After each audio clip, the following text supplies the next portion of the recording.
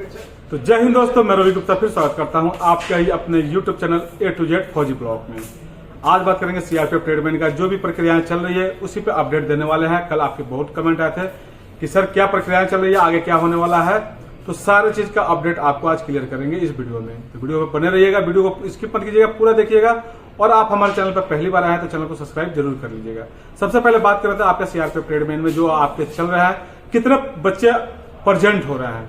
तो ये बहुत कम बच्चे प्रेजेंट हो रहे हैं। इस हिसाब से अगर रेशियो से देखा जाए तो जो बच्चे जा रहे हैं, पास कर रहे हैं, उनका नौकरी होने का बहुत चांसेस है। अब बात कर लेते हैं कि अगर 300 बच्चों को बुलाया जा रहा है तो 170-80 बच्चे ही, यानी 50% 55% ही बच्चे पहुंच रहे हैं फिजिकल के लिए। तो जो बच्चे फिजिकल के लिए पहुंच रहे हैं वही बच्चे ट्रेड टेस्ट भी देंगे, डॉक्यूमेंट वेरिफिकेशन और मेडिकल उसी बच्चे का होगा। ठीक है ना। तो आप लोगों से रिक्वेस्ट, अगर आप लोग सोच रहे होंगे कि हम नहीं जाएंगे तो आप लोग ऐसा गलती मत कीजिएगा। आप लोगों को जाना है और जाके अपना फिजिकल करना है।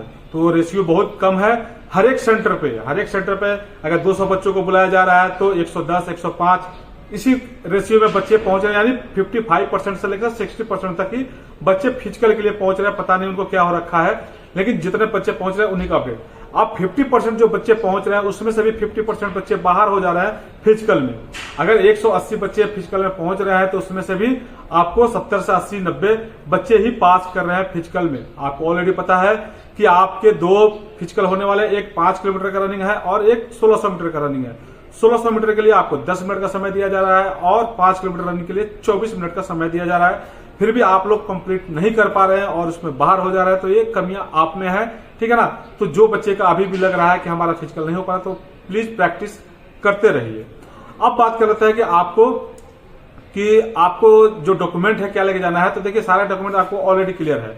आपका जो भी निवास वगैरह है सब तो लेके ही जाना है, लेकिन आपका जो भी जाति है आपको सेंट्रल का ही लेके जाना है।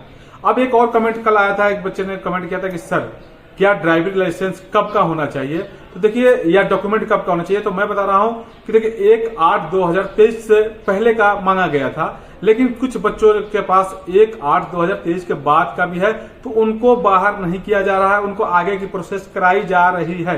यानी कहीं ना कहीं बात करें तो आपको डॉक्यूमेंट में या ड्राइविंग लाइसेंस में कोई इशू नहीं आ रहा है, बस आपके पास हैवी ड्राइविंग लाइसेंस होना चाहिए। ठीक है ना। नेक्स्ट और बात कर लेता हूं आपका कि जो भी आपका रनिंग है कहाँ हो रहा है, रोड पे हो रहा है या ग्राउंड पे हो रहा है। तो ऑलरेडी मैंने आपको सबसे पहले बता ही दिया है कि देखिए अलग अलग जीसी का अलग अलग ट्रैक होता है, ग्राउंड होता है। किसी के पास ग्राउंड है, किसी के पास रोड है। तो देखिए कहीं कहीं आपको 2.5 किलोमीटर जाना, 2.5 किलोमीटर आना हो रहा है, और कहीं कहीं 400 मीटर का अगर रनिंग है, ग्राउंड है, तो आपको 5 किलोमीटर रनिंग करने के लिए 12.5 चक्कर लगाने पड़ रहे हैं। तो आपके वो ग्राउंड पे डिपेंड कर रहा है। ठीक है ना। तो जैसा आपका जो भी सेंटर है, तो जैसे आपका 1-2 सेंटर मैं बता देता हूं, जैसे अजमेर वगैरह का है तो उसमें 2.5 किलोमीटर जाना और 2.5 किलोमीटर आना है। लखनऊ की बात कर लेता हूं तो उसमें 400 मीटर का आपके पास ट्रैक है, तो 400 यानी 12.5 चक्कर लगाना पड़ रहा है। और दूसरी बात बता दो, आपका कोई चिप नहीं लग रहा है तो आप चिप का टेंशन ना करें। राजस्थान की भी बात करता हूं तो उसमें भी 400 मीटर का रनिंग है। अब बात करेंगे बच्चे की सर प्रयागराज का बताइए, तो प्रयागराज का देखिए उसके पास बहुत बड़ा ग्राउंड है। ठीक है ना। अंदर भी ग्राउंड है, 400 मीटर का भी उसके पास ट्रैक है, और बाहर भी उसके पास 2.5 किलोमीटर का भी ट्रैक है। तो वो जहां आपका फिजिकल कराना चाहे वो करा सकता है। तो 2.5 किलोमीटर का रनिंग आपको 5 किलोमीटर रनिंग के लिए वो लंबा ट्रैक पे ही आपका फिजिकल हो रहा है। ठीक है ना।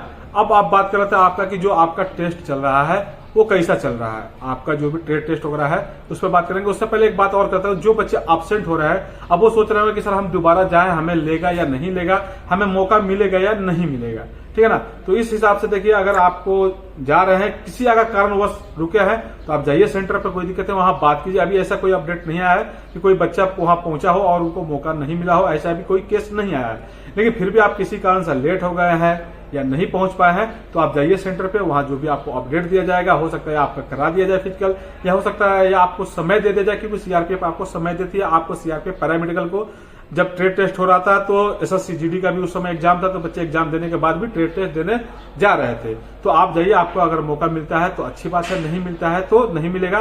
ठीक है ना। तो इस रेशियो से अगर बात करते हैं तो जो बच्चे अपने ट्रेड से लेके अपने भर्ती से लेके अगर सीरियस है, उन बच्चों का सिलेक्शन 100% होने की चांस है, क्योंकि इतने एब्सेंट बच्चे हो रहे हैं। अब 50% और 60% का रेशियो जा रहा है, उतने बच्चे ही पहुंच रहे हैं। रहेगा। आपका जो भी ट्रेड से रिलेटेड जो भी आपका टेस्ट हो रहा है वो भी नॉर्मल हो रहा है। ऑलरेडी हमने सभी ट्रेड के लिए वीडियो बना दिया है और आप लोगों को पता भी होगा। जो पिछले हमने वीडियो बनाया था सीआरपीएफ पैरामेडिकल में, जो बच्चे उस ट्रेड को फॉलो करके गए हैं वो सारे सिलेक्शन लेके आए हुए हैं। तो कुक वगैरह हो गया, बार्बर वगैरह हो गया, ये सब का बात करता हूँ इजीली हो रहा है। लेकिन कहीं कहीं अभी ड्राइवर का बात करता हूँ तो बच्चे ड्राइवर में थोड़ा सा बाहर ज्यादा हो रहा है, क्योंकि ड्राइवर के लिए आपको जब एस पार्किंग, एल पार्किंग और 8 पार्किंग जो कराया जा रहा है तो उसमें बच्चे बाहर हो रहे हैं। वहां हालांकि बता रहा है कि आपको ये करना है, फिर भी नर्वस हो रहा है। किसी को गियर लगाने के लिए बोला जाता है, वो बैक कभी कर रहा है, कभी बैक गियर लगा रहा है।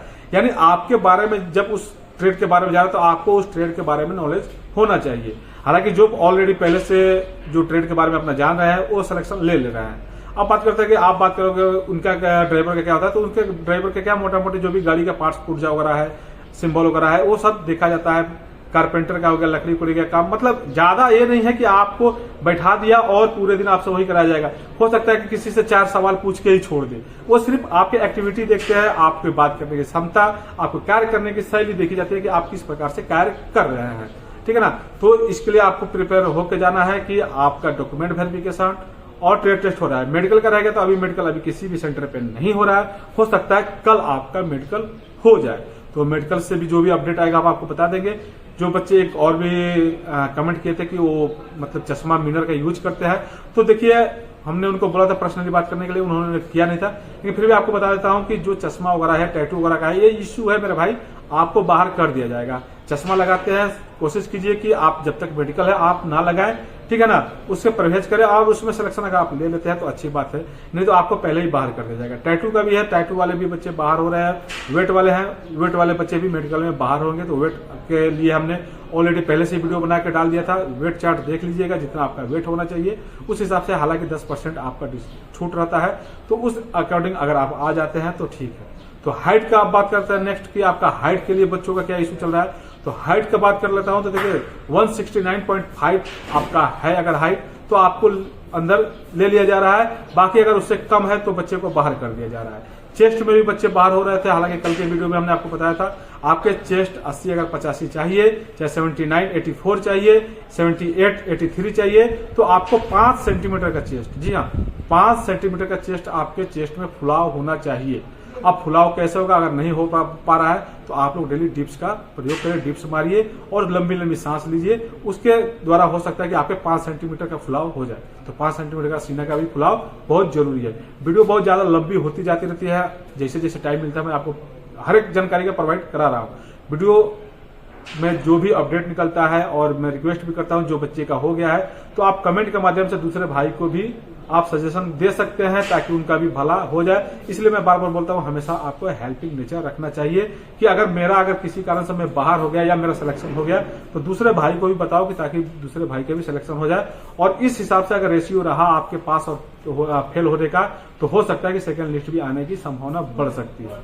तो जो भी जानकारी था हमने आपको इस वीडियो के माध्यम से दे दिया है। फिर भी आपका जो भी डाउट है तो आप कमेंट करके पूछ सकते हैं। वीडियो अच्छी लगी तो शेयर कर दीजिएगा, लाइक कर दीजिएगा, और हमारे चैनल पर पहली बार आए और चैनल को सब्सक्राइब नहीं किया तो चैनल को सब्सक्राइब करके बेल वाली घंटी को प्रेस जरूर कर दीजिएगा ताकि आने वाली वीडियो का नोटिफिकेशन मिलता रहे। फिर भी जो भी अपडेट मिलता रहेगा हम आपको प्रोवाइड कराते रहेंगे। तो थोड़ा सा भाई के पास थोड़ा समय का जो भी है या नेट का या मौसम, यहाँ क्या है कि आपको पता होगा मणिपुर में थोड़ा सा नेट का इशू है, और मणिपुर का आपको पता है कि क्या प्रक्रियाएं यहाँ चल रही है, दंगा वगैरह जो भी है, इसकी वजह से यहाँ नेट अप डाउन होते रहता है। तो जो भी अपडेट मिलेगा हम आपको समय से अपडेट देते रहेंगे। बाकी एसएससी जीडी का रिजल्ट आ गया है, कल हमने आपको पीडीएफ डाल दिया है। आपने टेलीग्राम पे, इंस्टाग्राम से जुड़े हैं तो जुड़ जाइएगा, उस पर भी डालने की कोशिश करेंगे ग्रुप बना के, लेकिन टेलीग्राम पे डाल दिया तो उस पर आप जाके जुड़ जाइएगा टेलीग्राम पे। बाकी जो भी आपका डाउट वगैरह हो तो देख लीजिएगा। बाकी जितना का भी एसएससी जीडी में हो गया है, बेस्ट ऑफ लक, आगे की तैयारी अपना करते रहिए फिजिकल के लिए। फिर मिलते हैं दूसरे वीडियो में, तब तक के लिए जय हिंद, वंदे मातरम।